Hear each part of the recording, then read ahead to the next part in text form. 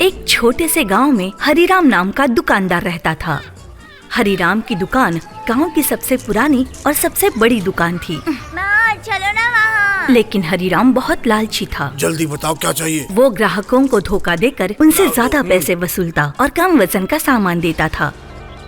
गांव वाले उससे परेशान थे। ये हरिराम हम गांव वालों को ठग रहा है। इसके तोल में गड़बड़ी है। ये पैसे पूरे लेता है और माल कम देता है। गांव के 4 बच्चे रिंकू, सोनू, मीना और टीना, इन्होंने मिलकर हरिराम को सबक सिखाने की योजना बनाई। इस हरिराम को मजा चखाना होगा, उसको महसूस कराना होगा जो दूसरों को महसूस होता है।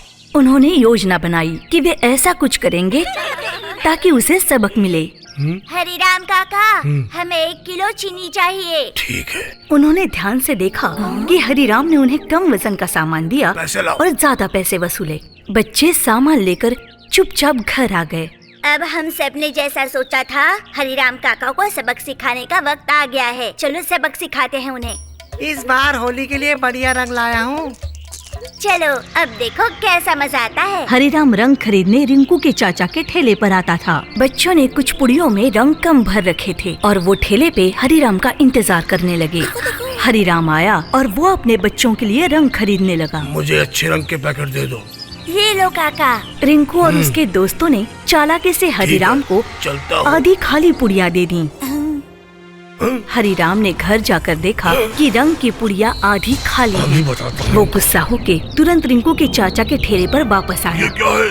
इसमें तो रंग कम है। हो, जिस तरह आपका तोल कम होता है उसी तरह ये भी कम है। आपने हमेशा गाँव वालों को धोखा दिया और हमसे पूरे पैसे लेकर सामान कम दिया। हमने सोचा कि आपको भी वो महसूस कराएं जो हम महसूस करते हैं। हरिराम को ये सुनकर बहुत बुरा लगा और उसे एहसास हुआ कि जब अपने साथ ऐसा होता है तो कितना बुरा लगता है। उसने सोचा कि जब वो दूसरों को धोखा देता है तो उन्हें भी ऐसा ही महसूस होता होगा। हरिराम ने गहरी सांस ली और कहा, बच्चों तुम बिल्कुल ठीक कह रहे हो। मुझे अब समझ में आया कि मेरी लालच से गांव वालों को कितना नुकसान हुआ है। मैं वादा करता हूँ कि अब पूरी तरह ईमानदारी से काम करूँगा। काका आप जाइए, हमने आपको माफ किया। आगे से इस बात का ध्यान रखिएगा। मैं आप सब गांव वालों से माफी मांगता हूँ। लालच ने मुझे अंधा कर दिया था। आगे से ऐसा नहीं होगा। मैं पूरी ईमानदारी से आपकी सेवा करूँगा और सामान को बिल्कुल ठीक ठाक तोलूंगा। धीरे धीरे गांव वाले सब फिर से हरिराम पर विश्वास करने लगे।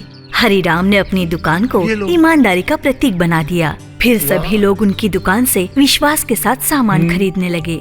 हरिराम ने बच्चों का आभार व्यक्त करते हुए कहा, बच्चों तुम्हारी हिम्मत और सच्चाई ने मुझे बदलने में मदद की है और मुझे सिखाया है कि सच्चाई और ईमानदारी जीवन में सब कुछ है। हाँ।